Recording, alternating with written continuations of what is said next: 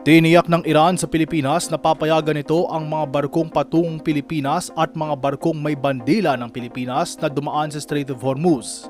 Ayon sa pahayag ng Department of Foreign Affairs ngayong Huwebes, April 2, kinausap ni DFA Secretary Teresa Lazaro si Iranian Foreign Minister Seyed Abbas Araghchi ngayong araw para talakayin ang mas malakas na kooperasyon sa pagitan ng dalawang panig sa lahat ng larangan.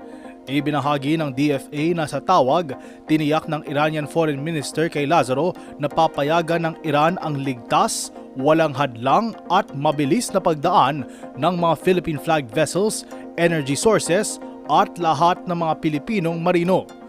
Ang Strait of Hormuz ay isang mahalagang shipping route na halos na paralisado ng digmaan sa Middle East, kung saan inaangkat ng Pilipinas ang 98% ng krudo nito mula sa naturang rehiyon.